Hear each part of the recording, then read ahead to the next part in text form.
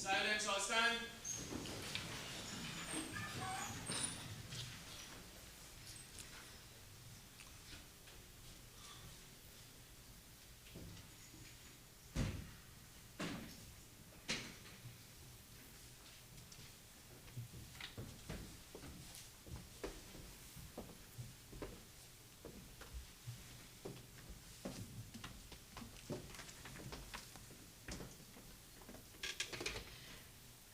Please be seated.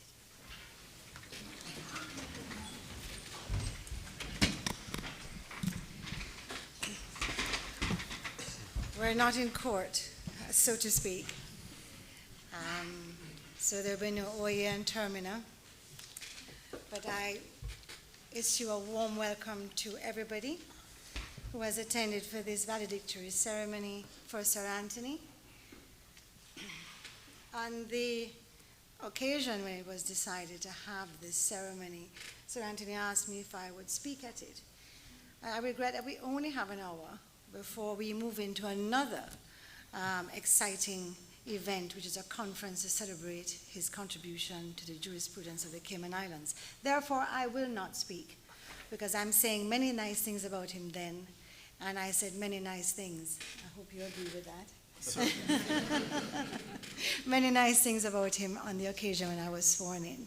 So what I'm going to do instead is invite, without further ado, the attorney to make his remarks on this occasion. Thank you, Mr. Attorney. Thank you, Melody.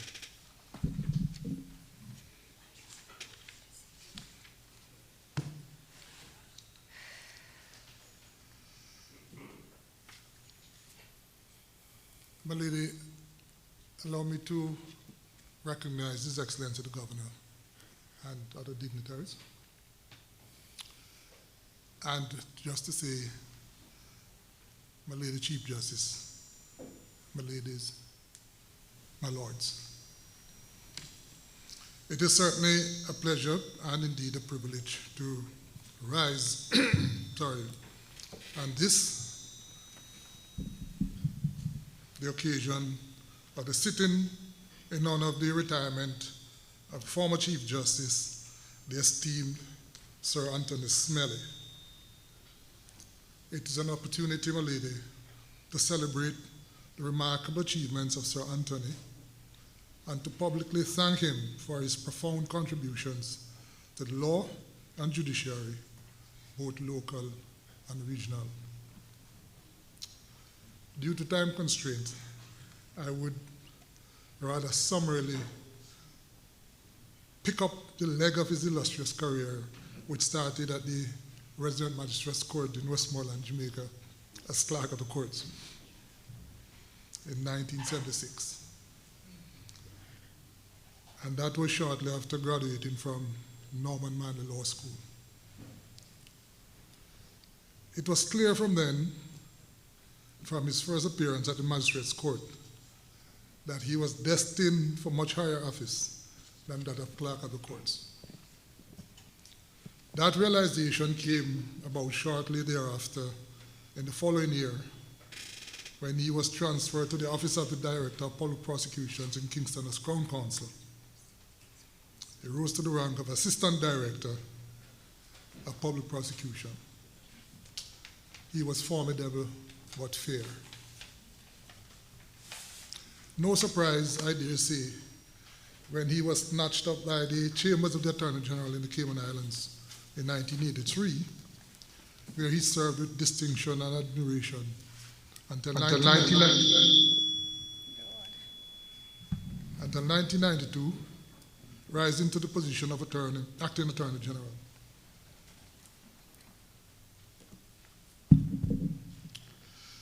His interactions with colleagues, the bench, litigants, and witnesses during his career can best be described as anchored by a social conscience, a sense of civility and professionalism, and wide-ranging interest.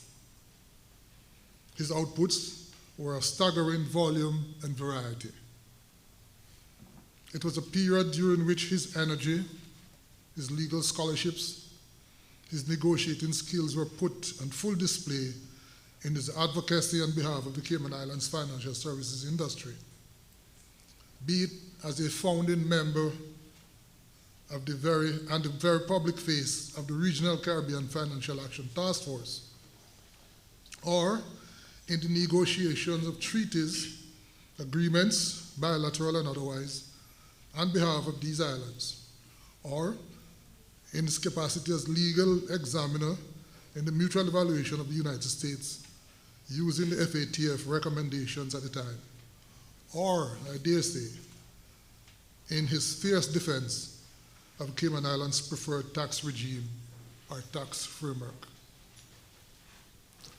That decade from 1983 to 1993 was one of the most challenging periods with respect to development, transitions, and international relations in the history of these islands.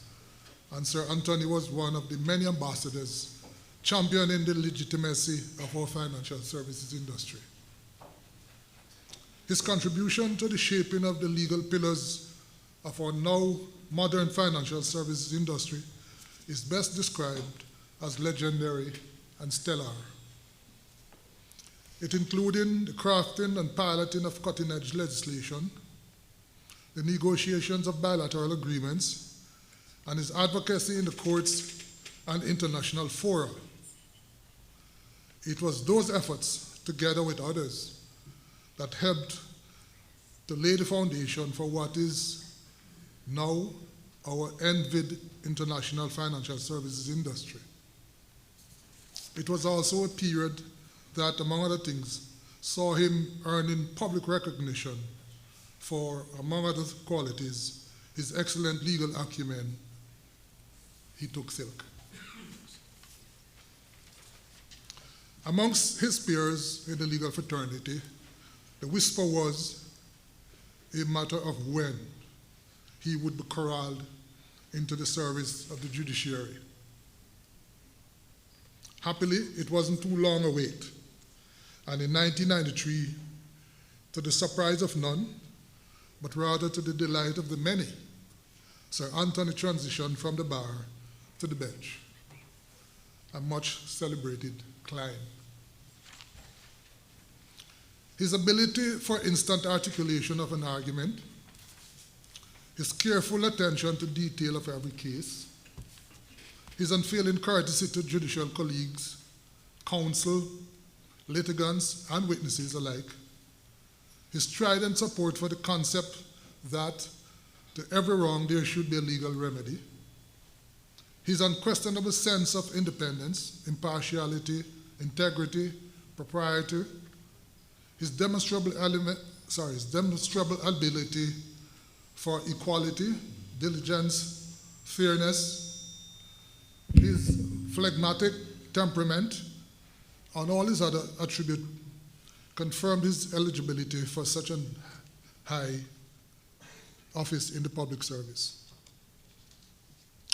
However, there were plenty of discerning eyes around in 1998. Those who recognized at this time that, given his passion, his vision, his sense of leadership and direction, and his impeccable credentials, that the opportunity to lead, to mold, and shape the judiciary going forward was a role that he could assume with consummate ease. And so he was again, not surprisingly, entrusted with what we would eventually come to accept as the pinnacle of his career, the position of Chief Justice of these beautiful islands. His outstanding stewardship at the helm of the judiciary is a matter of public record and public pride. It has been a visionary, transformational, and impactful. The Grand Court grew from a mere 3 judges to a stage where we now have a weekly roster of up to 12. The Grand Court now has several divisions. The physical facilities have been expanded. Judicial administration and the courts are now technology-driven.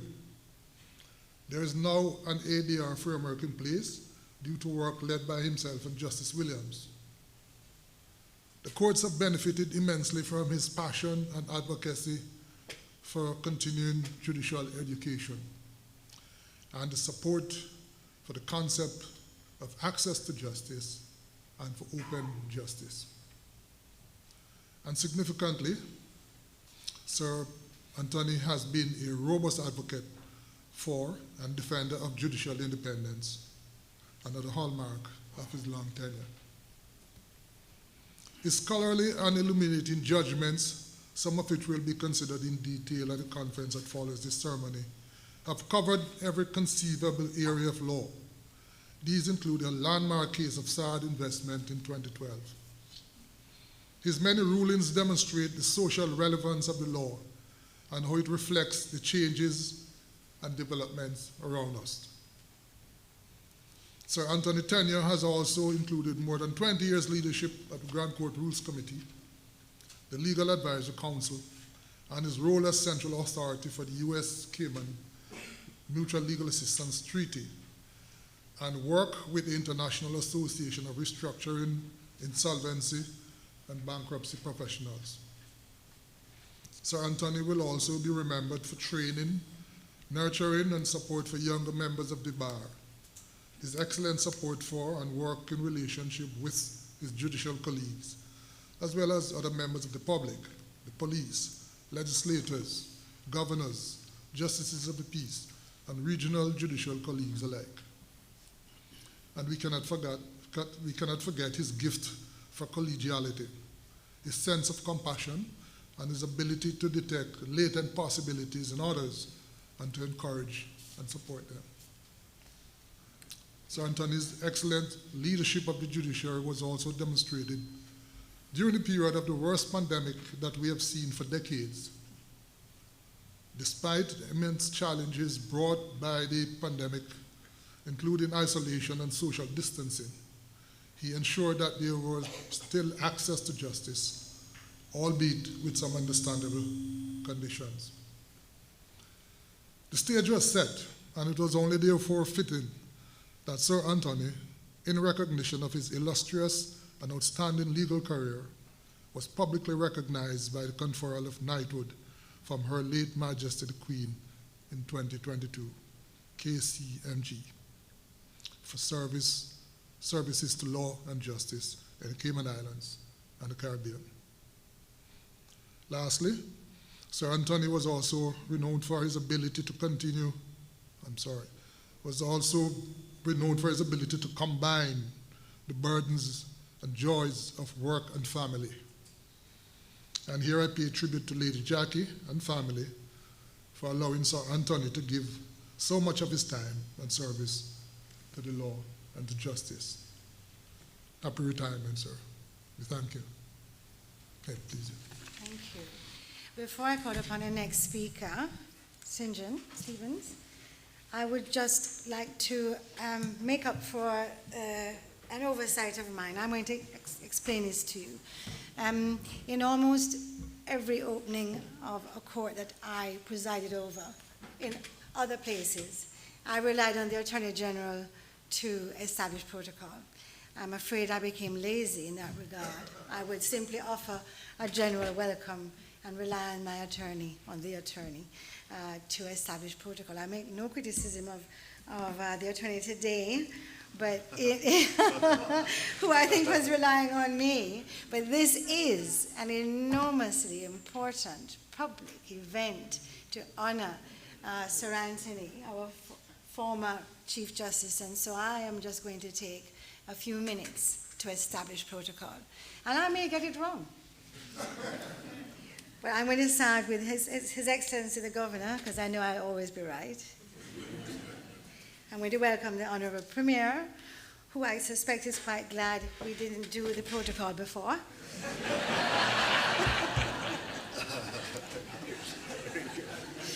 The Honorable Speaker of the House, the Honorable Deputy Premier, Honorable Minister Kenneth Bryan, Member of Parliament, Honorable Roy McTaggart, the Honorable Miss Barbara Connolly.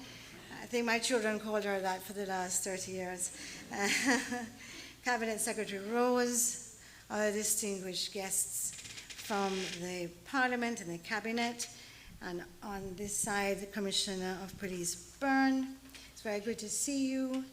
I have Mr. Ormond Williams, the Chairman of the Judicial Legal and Services Commission. Our judicial colleagues sat with them. Special guests, Lady Jackie and Jonathan. Mr. Smellie. I went to the newspaper article. And Laura, my niece-in-law. And Sheila. Oh, and Miss Sheila, there you are. Forgive me. And I think Laura has grown a little bit since the last time we saw each other. Now, I was just saying of Jonathan, I once read an article in the newspaper that Mr. Smellie had been testing samples, and I said, what did Chief Justice know about samples? And, you know, when your children start to be mentioned in the newspaper, when your name is absent from it, you know that you're on the way out. So.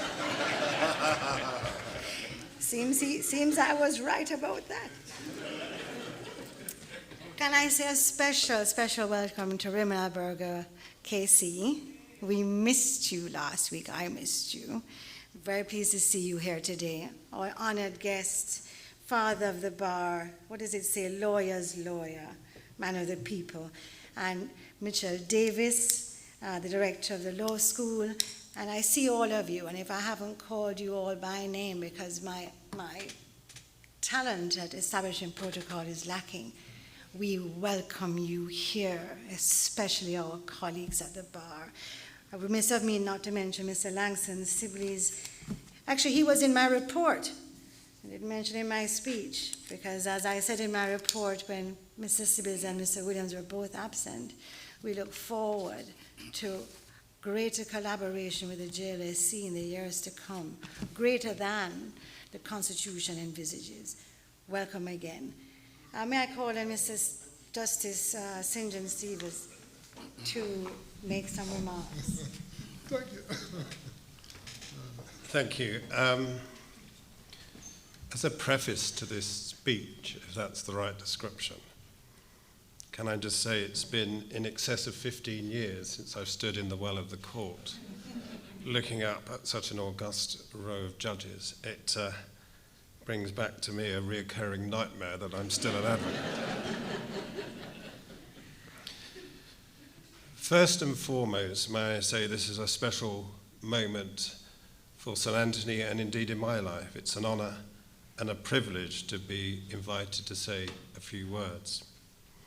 So much has been said and will be said, and I wish to endorse and add to those words. I've been so fortunate and proud to serve St. Anthony in my capacity as an acting judge of the Grand Court now for over 7 years. On a professional level, it's been a privilege and an honour, and on a personal level, a great pleasure. He has always been a wonderfully reassuring and guiding light to me. I know later this afternoon a number of speakers will reflect upon Sir Anthony's jurisprudential legacy. I purpose not or intend to diminish the cogency and effect of those words, but if I may, I would like to reflect from a personal perspective the impact that Sir Anthony has had on the development of this common law jurisdiction, the rule of law, and perhaps more importantly to me, the impact upon me as an acting judge and a person. As a judge in England and Wales and a tutor member of the International Judicial Training College, I lecture and speak to many judges and international judges from all corners of the world. Some have been fortunate enough to conduct cases on this beautiful island. But when I mention the Cayman Islands, it engenders, without exception, a universal response of respect. Respect for its people, its court system, and the guardian of that court system, St. Anthony, as Chief Justice. As an international tutor, I recently delivered lectures on the impact of COVID on global courts, their digital response and the rule of law. such lectures delivered as far afield as London, Trinidad, Bangkok, Beijing. May I quote a segment of a lecture I delivered in Bangkok under the auspices of the United Nations. It's delivered to a large number of judges from countries all across that region. To quote, "The Cayman Island courts were at the global forefront in reacting to COVID, both in terms of the speed and efficiency, but also putting in place and promulgating a system fostering open justice to the courts with no impairment to the rule of law. All was made possible to the great foresight and energy of the Honourable Chief Justice Smellie and the unwavering support and dedication of the judicial administration in the Cayman Islands." Such a response to COVID flowing from Sir Anthony's innate and all-pervasive sense of fairness and humanity, both in terms of access to justice and to the clarity and transparency of his decisions. This approach providing a reassuring spotlight on the immutable requirement to comply with the rule of law, augmented by his proportionate response to developing the common law jurisprudence of Cayman. In terms of the common law, it's perhaps of value to pause and consider what underpins any common law jurisdiction, it being a fluid body, not without its limits upon the margins of appreciation in its organic development. To describe the common law, I can do no better than borrow the words of Lord Sumption, the former incumbent of the Supreme Court of England and Wales. The common law is not an uninhabited island on which judges are at liberty to plant whatever suits their personal tastes. It is a body of instincts and principles which, barring some radical change in the values of our society, is developed organically, building on what was there before. Sir Anthony, without question, understands this. He has demonstrated times without number that it is his instinctive and principled understanding of all people that live on these islands and its societal values, coupled with an unwavering course to do better the lot for all. It is clear this was always an inherent component of his decision-making. This legal jurisdiction has been in the safest of hands, Sir Anthony being a remarkable custodian of its common law. In 1773, the cartographer George Gould carted the first map of the Cayman Islands. 250 years later, the legacy of Sir Anthony's jurisprudence places the Cayman Islands proudly on the world map as a leader in common law jurisprudence and a respected legal jurisdiction. In so many ways, Sir Anthony was a model judge. I was reflecting upon the words of another Chief Justice, Matthew Hale. What attributes make a model judge? Matthew Hale may not be known to all of you. It was 1660 when he identified and wrote down 18 resolutions to guide his own conduct as a judge. Some 350 years later, Lord Bingham acknowledged and subscribed to these 18 resolutions as facets or components that model judges will aspire to. Facets of what makes a good judge can be transposed to what makes a good person. For all of us, there may be at times when personal and other matters become overbearing, perhaps clouding the clarity required or demanded for the work we do. In 1660, Chief Justice Hale acknowledged that extraneous pressures upon judges and identified how a model judge might confront such pressures. He wrote in one of his 18 precepts, to quote, that I will be wholly intent on the business I am about, remitting all other cares and thoughts as unseasonable and interruptions. Sir Anthony never let extraneous matters deflect him from his business, nor erode for 1 minute his courteous and giving demeanour even under what at times was perhaps a maelstrom of administrative and other, to quote, unseasonable interruptions. His remarkable standing as a Chief Justice, surpassed only by his great human qualities, a kind, caring, and compassionate man, the bedrocks of Sir Anthony in all facets of his life. One shining quality of Sir Anthony is his humility. Perhaps the virtue of such humility appreciated by all, but encapsulated by the words of the 19th century poet Thomas Moore. To quote, "Humility, that low, sweet root from which all heavenly virtues shoot." Fitting words for Sir Anthony. As one travels through our lives, sometimes we happen chance or good fortune, our paths cross with others who change our lives and fashion our lives. Sometimes hindsight provides focus and clarity as to the measure of the impact a person has upon us. We meet people who provide support, comfort, guidance, and direction, people who we look up to and admire. For my part, St. Anthony is one of those people, one of those individuals, few in number, who have had a profound impact upon my life, both professionally and personally. A person who I feel fortunate that our paths have crossed. His wisdom, compassion, and humility will stay with me forever, as a person who I will aspire to be like, to become a better person. This is a valedictory. What is the etymology of the word valedictory? Where does it come from? What does it mean? It flows from the ancient Latin stem meaning to say goodbye. Although it is goodbye to a Chief Justice, I sincerely hope it's not goodbye personally. Sir Anthony, may I thank you with sincerity and love for your support and encouragement. It was such a pleasure to get to know you and your wonderful wife, Jackie, and your son. I hold you as a statue of admiration, which will forever be held in my mind, and your friendship in my heart. Thank you.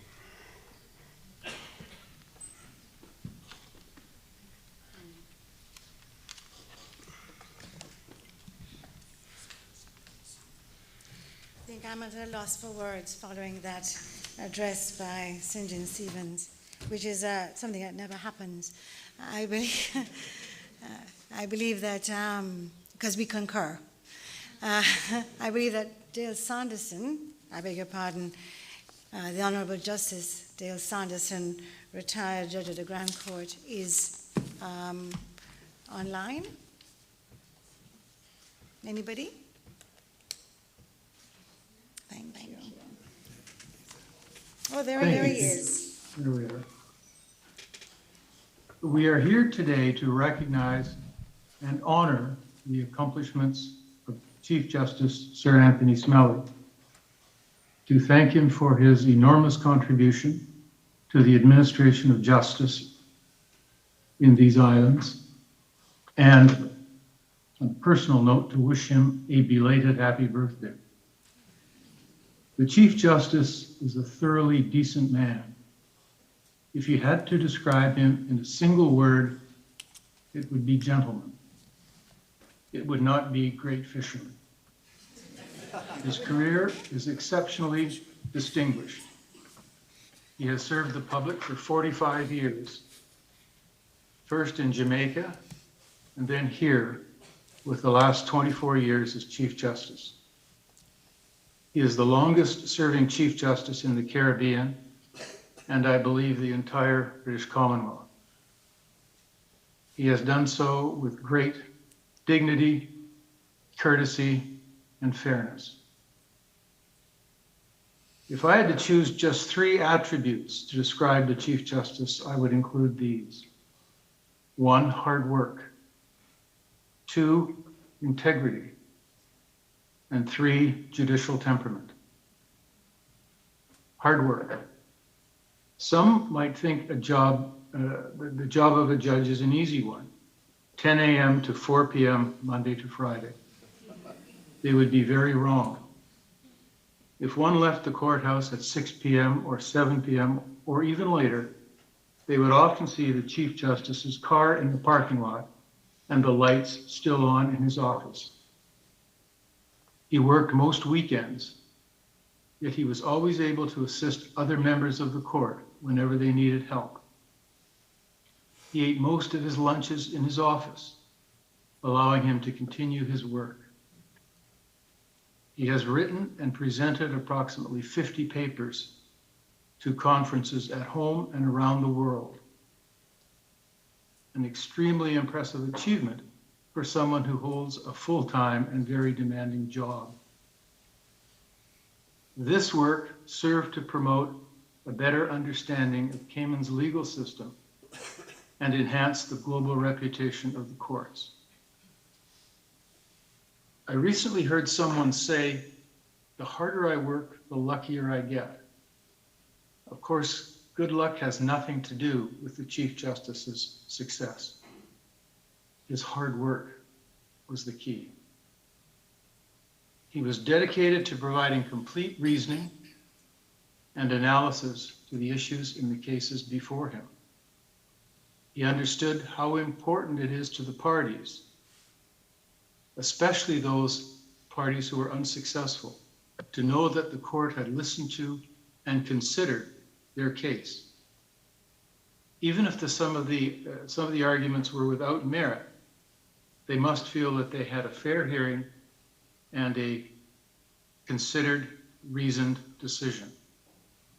Public confidence and trust in the judiciary depend on it.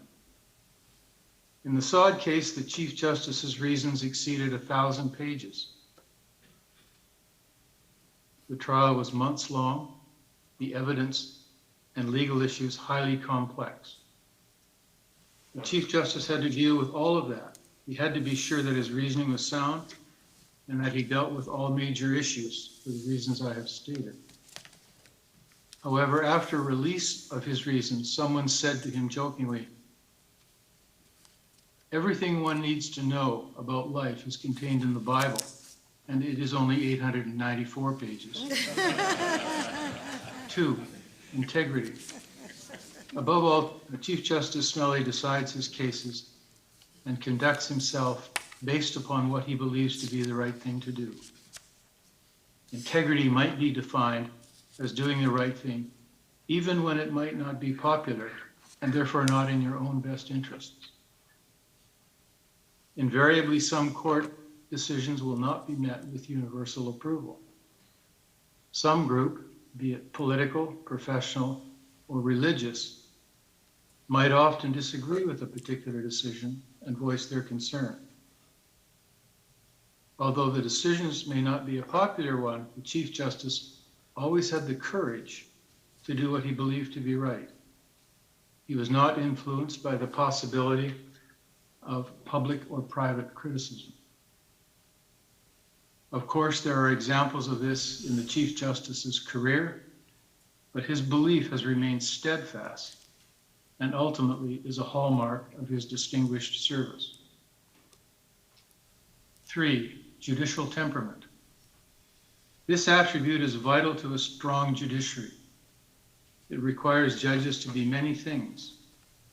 They must be impartial, courteous, patient, and respectful of others. The Chief Justice possesses these qualities in full measure. I recall an occasion when the Chief Justice was receiving trial evidence through a video link. The witness was an inmate serving a sentence in a federal penitentiary in the United States. The witness was asked a question that upset him, and he loudly said, "What the F is going on here?" The chief paused a moment. Everybody looked at him. He then said, "Mr. Jones, may I remind you where you are?" The chief did not get angry or rebuke him, but politely reminded him in 9 words that he was appearing in the Grand Court before the Chief Justice. The witness then apologized, and the case carried on. Tony, you are one of the best judges I've had the pleasure to know, and without question, one of the finest people I have ever met. your keen intellect, your judgments, your conduct, your character and kindness leave a profound legacy for these islands. I am privileged to be your friend, former colleague. Thank you. Congratulations on your career, your recent honor of the knighthood, and your retirement.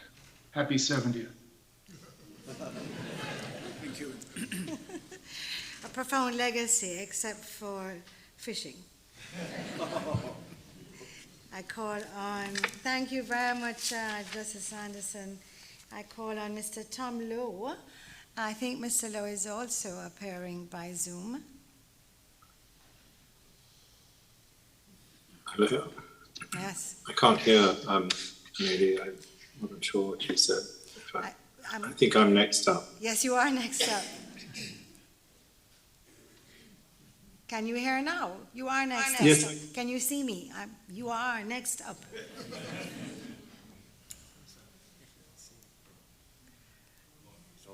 No, he's gone. My lords and ladies and distinguished guests, it's with great honour and a privilege that I follow those who appeared before me today to add my tribute to Sir Anthony Stafford Smellie. I echo all those wonderful things that were said before me. I can't really repeat those. I couldn't do them justice. But allow me to take a few brief moments to share my own personal reflections on Sir Anthony's incredible contributions and achievements. In view of the strict guillotine, I will be more brief than the subject really deserves. Above all, I'd like to say something about the length and breadth of an exemplary life in public service. Without trying to repeat what Mr. Bulgen has already said, I thought I might do that by mentioning at least one case which marks him out in each of what were really 4 separate careers. You've heard that Sir Anthony was appointed Solicitor General. His first reported case as Solicitor General was called the Cowboy 3. It concerned the forfeiture of a vessel which had transported 2.5 tons of ganja. That still seems to be the largest drug seizure in Cayman. And it was his case. He did the trial, and he did many trials as Solicitor General. He became a judge, a puisne judge, in 1993. The case I selected was Sir Anthony's last reported decision as a puisne judge, which was also, I think, my first appearance before him in February 1998. I remember the occasion vividly. I received last-minute instructions to come to the Cayman Islands to resist a winding up to a company called Allied Leasing. I arrived at court and was surprised to find some heavyweight company still against me. We had some very hard-fought arguments, and I was trying to make the point that the other side were being political in making the winding up petition. And I thought I was doing fine until my instructing solicitor got up. He stood up behind me, and he exclaimed loudly, "You see, Judge, that's what happens when you lie down with dogs. You get mange." I later had to look that up. I really didn't understand the relevance of that. Maybe your age should go. But I remember Sir Anthony simply raised his gaze at the solicitor, raised one eyebrow for a brief moment, smiled, and then returned back to the file. That would never have happened in England, and Sir Anthony's decision is still cited 25 years later.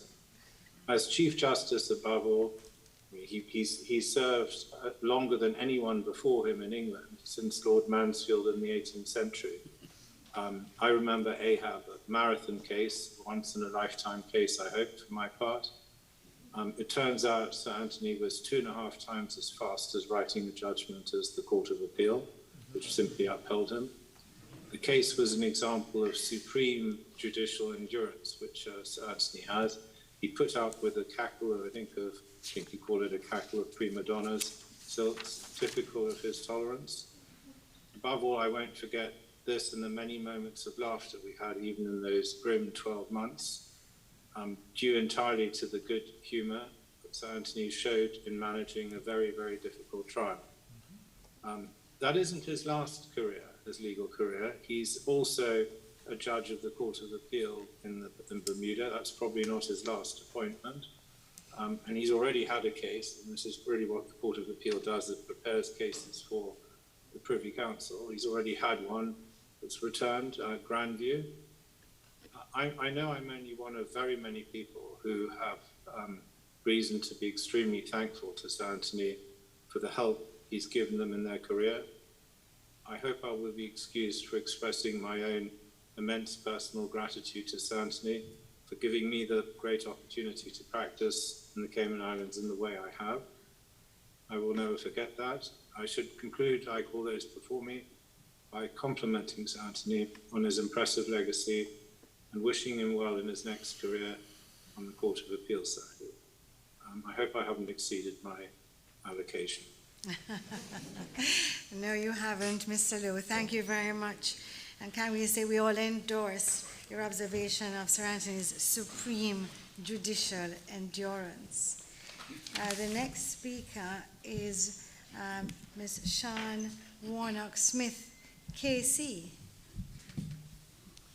May it please you, my lady, with the greatest respect to all those present, may I respectfully adopt your ladyship's protocol, wonderfully adept as it was in the interests of saving time. But I pay the greatest respect, of course, to everybody who is here today to honour, as everyone has said, by common consent, one of our, not only the Cayman Islands' greatest judges, but one of the world's greatest judges. And I say that without any sense of overstatement. May I address Sir Anthony directly, but of course these are remarks which are addressed to the gathering as a whole. Rather like Mr. Lowe, I first met Sir Anthony very early in your elevation as Chief Justice. I think my first case in the Cayman Islands was in 1999, when you had been, I think, Chief Justice for about less than a year on that occasion. So my career in the Cayman Islands is coterminous, more or less, with your tenure as Chief Justice, and it has been the greatest pleasure and privilege to have appeared regularly in front of you during that time on a variety of cases, all of which, as you know, have concerned trusts and estates, private wealth issues, that being my specialism. And you've been remarkably patient with me and with my peers who deal with that kind of work. It became immediately apparent to me back in 1999 in what was a very acrimonious case, a dispute about a Greek shipping fortune, that you had exactly the characteristics that mark out the best trust judges. That is to say, a profound understanding of the sometimes arcane body of law that underpins our trust practice, but with an ability to adapt it appropriately to the contemporary circumstances which are faced by the families who engage in litigation before this court. But together, and much more importantly really, with the sensitivities that are required to understand that most of our work in this field is to do with families, and to understand the complexity of the relationships between those involved in such matters, the relationship between trustees, beneficiaries, protectors, service providers, those involved perhaps in an underlying business with the commercial implications that that often has. And to arrive where one can, and this is the endeavour, I think, I hope, of most members of the bar and certainly the judiciary in such cases, to arrive at conclusions which leave the families, because they're about families, certainly less damaged, one hopes, than they arrived at court, and certainly one hopes better off than when they arrived at court, and that is the case, one hopes, in relation to all members of the family concerned. That kind of sensitivity is not always encountered, I hate to say, but it's true. You need feel for this kind of work, and you have exactly that feel. And I have had the greatest pleasure in working with you. I hope with you, it's not an overstatement, over the years in developing the Cayman Islands body of trust law, much of which is regarded throughout the world as leading in its field. And it's because of your, I keep wanting to say my lord, because that's the way I've addressed you for at least 25 years. I must perhaps stop doing that, although I hope not in every jurisdiction. It's because of the way in which you have approached these cases with such sensitivity and with such interest. And when one considers the vast array of other matters with which you have to deal, one can only marvel, really, at the care and attention that you pay to the sort of cases in which I and others have been involved. I have the particular example. I'm not going to deal with particular cases because what happens after this, the conference that will happen after this, will no doubt pay close attention to some of your particular judgments. But you and I have often discussed together the extent and nature of the supervisory jurisdiction of the court over the administration of trusts, and how very significant that is, how it can be used for the good of those involved in litigation in front of you. It has been something that you have held dear and guarded carefully, refused to limit in its extent, sometimes against submissions that I have made in relation to its possible limitations. But your Lordship's approach, your approach has always been that this is a jurisdiction which is available to do good for the participants before you and should not be constrained in any particular way. We'll hear more about that in due course.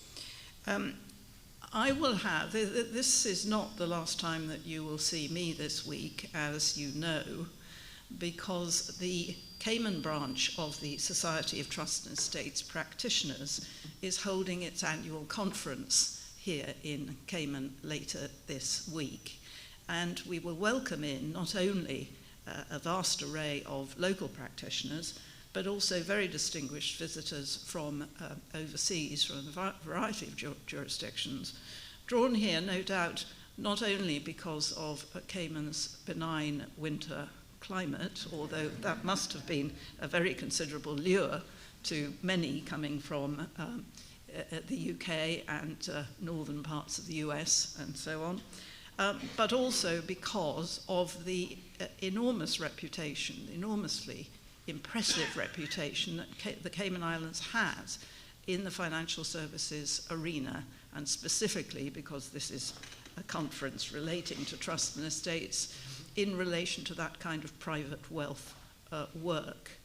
And that is attributable to the impressive, enormously impressive array of local practitioners that we have in this arena, but also to our judges, who are highly respected throughout the world. We will see this in play later on this week. And first amongst them, may I say, in reputation, is, of course, Sir Anthony. We will hear debated a number of leading cases, a number of which have Sir Anthony's mark upon them. We are equally lucky, of course, in our other judges here in Cayman, and of course the elevation of Her Ladyship to the new, to her new role as Chief Justice will add additional luster to our reputation internationally. But this will be evidence, this will be solid evidence of the respect with which these islands are regarded in this sphere, and that for that we can only thank both our practitioners locally and also our judiciary, and preeminently Sir Anthony. When I heard that Sir Anthony was due to retire, my first instinct, of course, was to say, no, don't go. that feeling is ameliorated to a very considerable extent by the elevation of her ladyship, of course, to that role and to the continued tenure of our other judges here.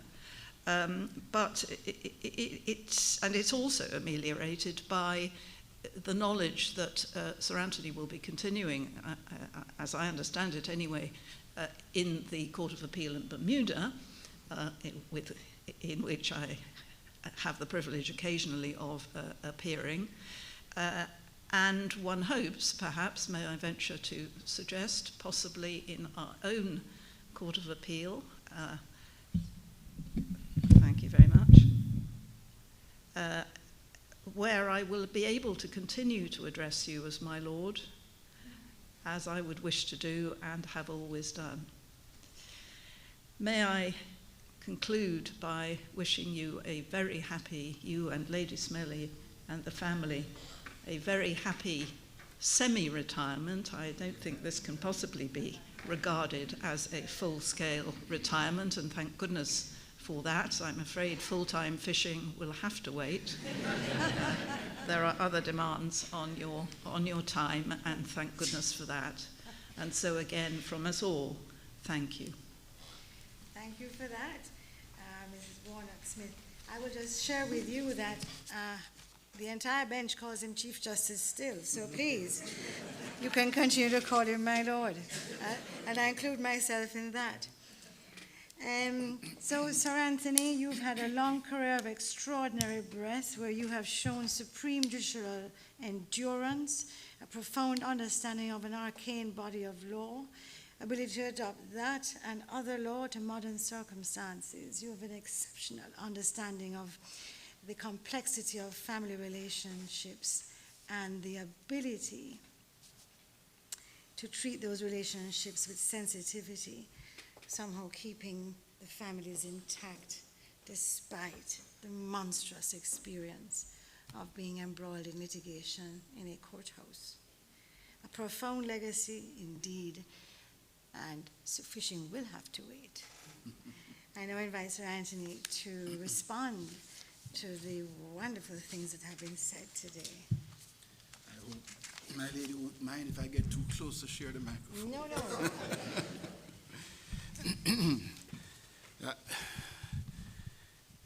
Were it not for the fact that I have some prepared remarks to give, I would be frankly quite speechless and overwhelmed by the wonderful encomia which have been expressed, and so much so I wondered, who is it they're talking about?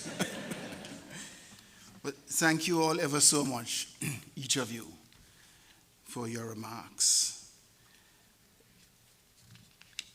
It's a sort of moment that makes one feel entirely justified in having committed one's life to public service, because it is ultimately the respect of those you serve, the regard had by your peers and those who know you, that is of reward and significance.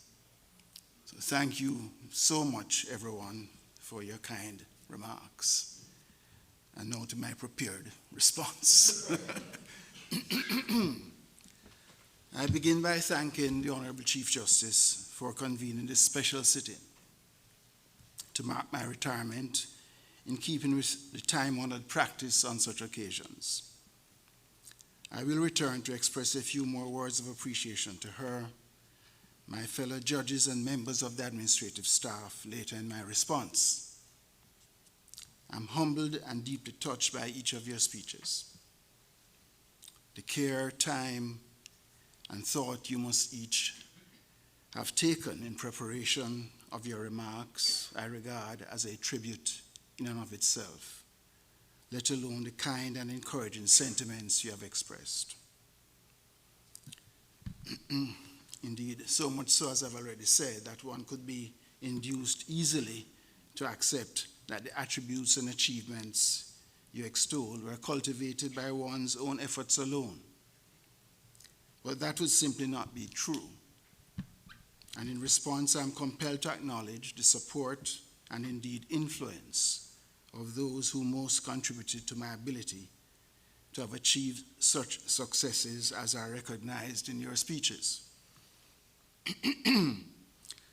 I do so, of course, with it in mind that I respond as the seventh speaker on a program that is only less than halfway through, and that we are keen to move on to witness what is meant by a FESCRIP symposium, the first of its kind to be undertaken here, thanks to my colleagues on the bench. With the protocols having been established so very well, with her typical aplomb and class, if I might say so, by the Chief Justice, and to some extent by the AG himself before. Allow me nonetheless to acknowledge the presence of His Excellency the Governor, who, having attended at the opening of the courts last Wednesday for the second time in less than a week, has made time from his busy schedule to attend here at a function hosted by the courts. Indeed, as I recall, His Excellency has accepted our invitations to attend at each opening of the courts since taking office in October 2018. Having as Chief Justice consulted closely with the Governor during his tenure here on a number of important and sensitive issues relating to the administration of justice, and being aware of his imminent retirement in March of this year, I take this opportunity, which may be the only one I'm afforded, to thank him publicly for his exemplary service as Governor of these islands. I thank you for being here today, Governor, and wish for you, Mrs. Roper, and your family all the very best for the future. Next, I must make an attempt, a very modest attempt, as I have said, to try to thank the speakers from the bar, both public and private, not only for your kind words, but also for what your own contributions at the bar have meant to the administration of justice here in Cayman. First, to our esteemed Attorney General, who, like myself as Chief Justice, must fittingly be recognized as the longest-serving AG of the Cayman Islands. Have been appointed to that important office in July of 2003, nearly 20 years ago. We go back a long ways, the AG and I, and you'll allow me a bit of reminiscence. Starting in 1976, as he told you, when me fresh out of law school and newly appointed as clerk of court, and he and others of a small team of young people on working sabbatical between high school and university, found ourselves responsible for the administration of justice, including prosecution of cases, for the parish of Westmoreland in Jamaica. Westmoreland has an expanse of more than 300 square miles, or nearly 5 times that of Grand Cayman, with a main parish court centered in the capital and several outstations, serving a population of 150,000 citizens, reputed to be among the most litigious people in all of Jamaica. In retrospect, given those circumstances, our assignment may, with no slight sense of hubris, be seen either as an over-exuberant article of faith or an act of reckless abandonment on the part of those high up in authority responsible for trusting mere novices with such responsibilities. But together we scaled the learning curve and persevered, and I believe left the system in Westmoreland on a slightly sounder footing than we found it. And so, given our history, which has continued with our work together in different roles over the last 30 years in this part of the vineyard, on many issues and subjects, I'm sure that everyone will empathize with the sense of fond and high regard with which I hold my friend, the AG. My profound thanks to you, AG, for your kind words, sentiments which I gather have been expressed on behalf also of the entire public bar, including the DPP, who sits beside you. Please convey my appreciation also to those of your chambers who could not attend. I now turn to thank speakers from the private bar. Mrs. Warner Smith, King's Counsel, and Mr. Tom Lowe, who appeared by Zoom. Two of our leaders who are widely regarded as the very embodiment of the high standards of excellence for which the Cayman Bar is renowned. You and the other leaders of the bar are worthy successors to the legacy inherited from the formidable Raymond Alberga, King's Counsel, who I'm so happy to see here today, and others of his generation. The sentiment has been expressed that show me a good judge who has never been a good lawyer, and I will show you good wine turned from water. That is a miracle. The sentiment carries through to the relationship between bench and bar, such that, as is often also said, it is impossible to find a strong and competent judiciary who do not have the support of a strong and competent bar. To appreciate the sentiment, as a judge, one only needs reflect upon those occasions when you are presented with a case of any complexity, but in which the lawyers were ill-prepared or simply in over their heads. You are then compelled to do the necessary interrogatories and research and find yourself in peril at having considered material that the lawyers had not themselves considered on behalf of their clients, and so at risk of having reached conclusions while breaching the rules of natural justice. Mercifully, that kind of risk in any case of complexity is nowadays seldom confronted by our judges because of the high standards of practice embraced by the modern Cayman Bar. With the establishment of the Cayman Islands Judicial and Legal Education Institution to include support for the continuing professional development not only of the judiciary and administrative staff, but the lawyers as well, there's good reason to believe that the standards will only continue to improve. So that is the context in which I express my profound thanks to you, Mrs. Warnock-Smith, and to Mr. Lowe for your very kind and generous remarks. Those who serve as advocates, especially to them as well, without whose support the kind words you have expressed, I venture to say, would not have been forthcoming or even justified. I now turn to the judicial fold to thank my colleagues, the Honorable Chief Justice, Justices Sanderson and St. John Stevens, for their kind remarks. I also note the presence of my esteemed colleagues and friends, Justices Henderson and Jones. Thank you for being here. It is most gratifying to know that those with whom you have worked most closely for many years, and therefore who understand your strengths and weaknesses, your idiosyncrasies and quirks, can still find it in their hearts to say good things about you. And so with more than just a sense of relief, but also one of true elation, I say thank you. But more important than your kind words about me, this occasion affords me an opportunity to recognize and thank all of you, my colleagues of the judiciary, as well as our hardworking and dedicated staff of the judicial administration across the board, for your unfailing support and contributions to the administration of justice during my watch.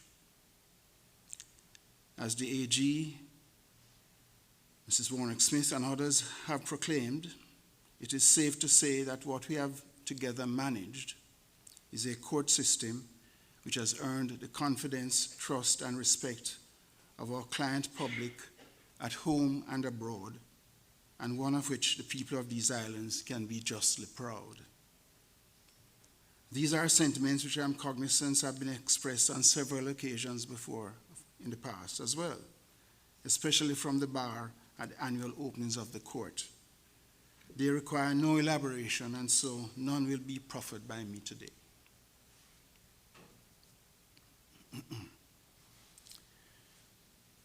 I must reflect, though, a little bit on how things have developed over the last 30 years or so. I'm still bemused when I recall that in 1998 there is no internet as we know it today. Emails were a novelty. There was no live streaming online or Zoom connection for participation in court proceedings, such as those we take for granted now and have allowed for remote access to today's proceedings from those who wish to follow from elsewhere in Cayman and abroad. The use of information and technology has been transformational in the conduct of the business of the courts and the single most dynamic factor in our ability to operate effectively to the standards we do today.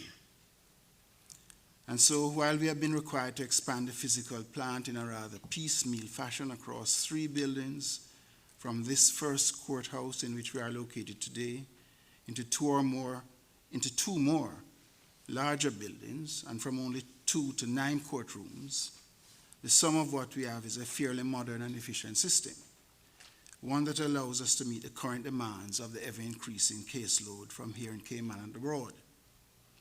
But the administration of justice will always be a work in progress, and so we may not rest on laurels.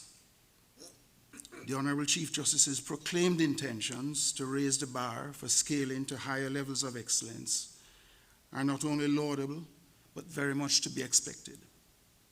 In those endeavors, I'm confident that she will continue to have everyone's support, and I trust and hope that she'll have a fairer wind at her back than I typically experienced over the years. And in this regard, it is no small thing to be able to reflect upon the import of Section 107 of the Constitution. It is that provision which, by dint of the wisdom and insight of the Caymanian people, uniquely mandates that other branches of government shall provide adequate resources for the judicial branch. I implore our partners in government to take it to heart. In closing, I wish for my dear friends and colleagues of the judiciary, for hardworking and dedicated members of staff, and for the members of the legal profession, all the best for the future, as they continue to ensure that all who come before our courts receive timely and effective justice. Allow me also to acknowledge, as the AG has done and other speakers, the presence of my wife, Jacqueline, son Jonathan, close and dear family members Sheena and Lara Connolly, my daughter Lee and son-in-law Ian and their baby, daughter McKenna, my new granddaughter, who are also following online from overseas, and our daughter Samantha from the UK, where she's attending medical school and so could not be here today. On their behalves, I can assure you that all the kind sentiments expressed are appreciated and understood, as such sacrifices as have been required have been vicariously as much been by them as by me. I also thank everyone in attendance and those of you who joined or followed the proceedings online for taking the time to do so. I acknowledge especially the presence of the chairman, Mr. Williams, and manager, Ms. Marilyn, my erstwhile colleagues of the Judicial and Legal Services Commission. Thank you for being here. And the Commissioner of Police, thank you, sir, for being here. And my regards to your men and women of uniform for their perennial support. Thank you all for attending and for your support over the years.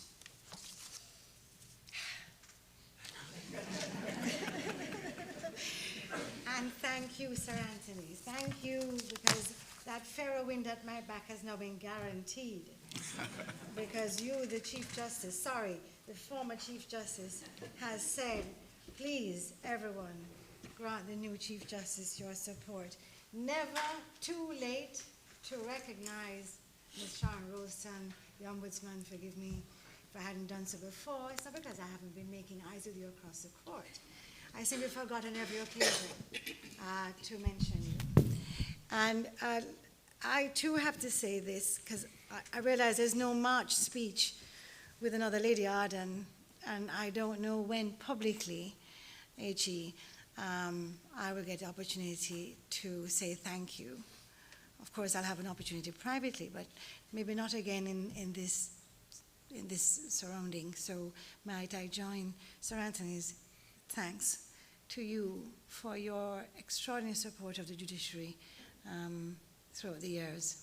We are truly grateful. Right, so the 3:15, well done. We might as well have set a clock on this proceeding. We are going to now adjourn to the foyer, where a very special portrait will be unveiled.